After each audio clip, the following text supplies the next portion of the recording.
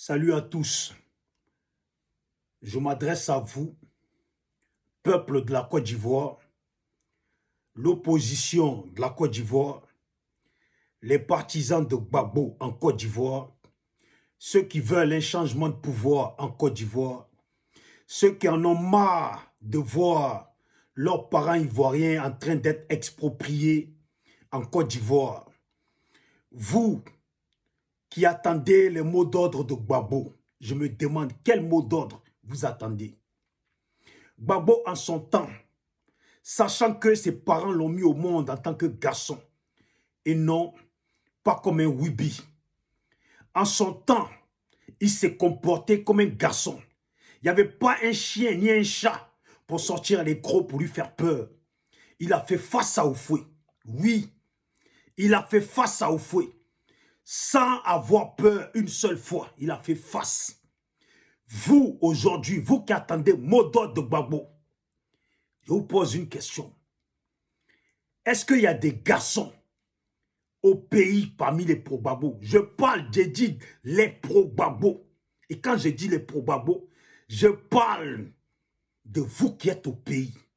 Les sympathisants de Gbagbo. Vous, l'opposition qui voulait un changement dans le pays, est-ce que réellement vous voulez ce changement dans ce pays?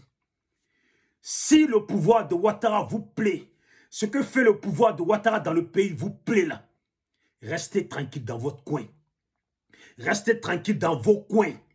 Mais vous autres qui n'êtes pas à l'aise avec le pouvoir de Ouattara, je vous pose la question. Est-ce que on vous a mis au monde en tant que des garçons? Ou en grandissant, vous vous êtes rendu compte que vous aviez un côté Wibi qui prend plus le dessus sur votre côté garçon? Est-ce qu'il y a des garçons? Dans l'opposition en Côte d'Ivoire, est-ce qu'il y a des garçons? Chez les sympathisants de Gbagbo, est-ce qu'il y a des garçons? À la Fessi, est-ce qu'il y a des garçons? Dans l'armée de Côte d'Ivoire, certains qui sont des sympathisants de Gbagbo, est-ce qu'il y a des garçons? Être à l'armée ne veut pas forcément dire que tu es un garçon. Hein. C'est dans le comportement, le caractère de t'imposer qui fait de toi un garçon. Est-ce qu'il y a des garçons? Ceux qui attendent le mot d'ordre de Gbagbo, je le répète, honte à vous tous. Honte à vous tous. Parce que Gbagbo, en son temps, à votre âge, il n'a pas attendu de mot d'ordre. C'est lui-même qui a imposé le mot d'ordre. C'est lui-même qui a installé le mot d'ordre. Et on vous demande, est-ce que vous le savez qu'au temps d'avant, quand nos parents, quand nos ancêtres, quand ils apprenaient que leur femme était enceinte d'un garçon, ils étaient heureux. Comme s'ils avaient gagné au loto. Pourquoi? Parce qu'avoir un garçon, ce n'est pas un rien. C'était d'avoir des guerriers qui allaient aller au combat pour leur nation, pour leur famille, pour le bien-être de leur village. Vous voyez, de leur tribu. Aujourd'hui, le temps est passé et puis on a l'impression que l'eau est partie balayer avec les garçons, avec les caractères des garçons. On dit le vent balaye et amène. Le vent, on dirait le vent a porté les garçons de la Côte d'Ivoire. Êtes-vous devenus ces Wibi qui se font bien tapiner Mougou? Vous êtes des garçons. On veut voir les garçons, les pâles de l'opposition. Et puis, faites attention, parce que toute l'opposition n'est pas forcément avec Gbagbo. Toute l'opposition n'est pas forcément dans ce que vous voulez. Parce qu'on est en politique. Il y a forcément des gens dans l'opposition qui doivent comploter pour ne pas que Gbagbo vienne au pouvoir. Il y a forcément des gens dans l'opposition qui doivent comploter pour ne pas que Gbagbo soit candidat. Parce que ça ne les arrange pas. On est en politique. Ils savent que si Gbagbo est candidat, pour eux c'est fini. Alors que eux, ils veulent être des présidents. Ils veulent le fauteuil. Ils veulent le fauteuil. Ils roulent dans leur intérêt. Ils ne roulent pas dans l'intérêt des Ivoiriens. Ils roulent dans leur intérêt. En tout cas, je salue ceux dont je ne connais pas la profondeur, mais qui sont sincères dans les associations qu'ils font et dans les démarches qu'ils font, dans le but de libérer le pays. Quand on veut libérer son pays, on n'attend pas le mot d'ordre. Quand on est des garçons, on n'attend pas le mot d'ordre. Quand on est des garçons, le mot d'ordre, on l'installe.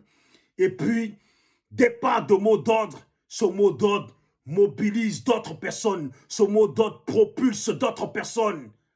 Vous voyez? Et ça devient un grand mot d'ordre. Oui, vous attendez après Gbagbo. Il le sait. Il le sait, mais moi, de là où je suis, si j'étais à la place de Gbagbo, je trouverais quand même ça désolant, triste, d'avoir mené un combat dans ma jeunesse, sans attendre de mot d'ordre, dans ma jeunesse, dur comme fer. Et puis maintenant, j'ai des garçons, des vrais mougousseurs, maploceurs devant moi. Et puis ils attendent des mots d'ordre. Vieux à 80 ans, vous attendez son mot d'ordre. Je salue cette sagesse. Mais la sagesse voudrait aussi que vous montrez que ce pays-là, ce qui est installé dedans, là, vous dérange au même titre que Gbagbo. Hein? Ça serait un plaisir pour Gbagbo de savoir qu'il y a des gens qui pensent à l'avenir de l'Afrique. Parce que ce qui se passe en Côte d'Ivoire, là, ce qui se passe en Côte d'Ivoire, et puis ce que veulent les Gbagbo, ce que veut Gbagbo, là, c'est pour l'avenir de l'Afrique, la grandeur de l'Afrique, qu'on arrête de se faire piétiner. Vous voyez, juste pour chuter et faire une passe aux gens du Burkina. Vous voyez, hier, en Côte d'Ivoire, ils ont utilisé l'option de dire que les chrétiens n'aimaient pas les musulmans et que les chrétiens, le clan Gbagbo, ne voulaient pas que les musulmans portent les boubous, que les djoulas portent les boubous. Et ils ont divisé les Ivoiriens comme ça. Et ce chien-lit, ils l'ont installé, la chien-lit qu'ils ont promis à la Côte d'Ivoire, ils l'ont installé. Et puis ils ont foutu le désordre dans notre pays. Et puis ils sont maintenant posés. Et voilà, eux et la même France, eux et les mêmes occidentaux, les voilà encore. Comme au Burkina, ils ne peuvent pas dire que les chrétiens n'aiment pas les musulmans, puisque c'est en grande partie musulmans. Et puis ils ne peuvent pas dire que les musulmans n'aiment pas les chrétiens, puisqu'ils ont utilisé l'option dans la frontière à côté. Ils ne peuvent pas utiliser ça. Aujourd'hui, mettre un système en place pour dire que IB et son groupe détestent les Peuls. Sachant que quand ils parlent des Peuls, ça ne s'arrête pas seulement qu'au Burkina. Est-ce que vous comprenez ce qu'ils veulent vous faire? Ça ne s'arrête pas seulement qu'au Burkina, parce que ça traverse la frontière des Burkina jusqu'au Mali, jusqu'en Guinée, jusqu'au Niger, jusqu'au Sénégal, et puis etc. Ils ont ciblé gros. Ils ont ciblé gros pour faire un désordre comme pas possible, soulever un peuple. Mais regardez bien, pour mieux comprendre ça, là, regardez bien. Forcer. Il doit avoir des leaders politiques Peuls mélangés dans ça. Il doit avoir des leaders politiques Peuls mélangés dans ça, en complicité avec, je ne vous dis pas, vous savez très bien qui sont ceux qui ont manigancé un désordre en Côte d'Ivoire et qui réfléchissent à comment manigancer un désordre chez vous. Parce qu'ils ne sont pas contents par rapport à l'AES. Mais l'Afrique va avancer. L'Afrique va avancer parce que nous sommes réveillés, puis on regarde. Affaire de Peul, c'est Doi. Comme c'était Doi pour les boubous, parce qu'ils ne le portent pas. Comme c'était Doi pour l'histoire. Des chrétiens n'aiment pas les musulmans, sachant qu'on sait qu'au nord, il y a des chrétiens là-bas. Et pourquoi ils ne les ont pas massacrés? Parce que c'était Doi. Je vous salue. Portez-vous bien. Hein? Mot d'ordre, je suis fatigué. Je vais aller dormir. Voilà. Vous qui attendez là, attendez. Nous sommes des garçons. Vous êtes des garçons. Je vous parle à vous, vous qui êtes au pays. C'est vous les vrais pro-Gbagbo. C'est vous que je respecte. Pas les pimpins sur TikTok. Merci.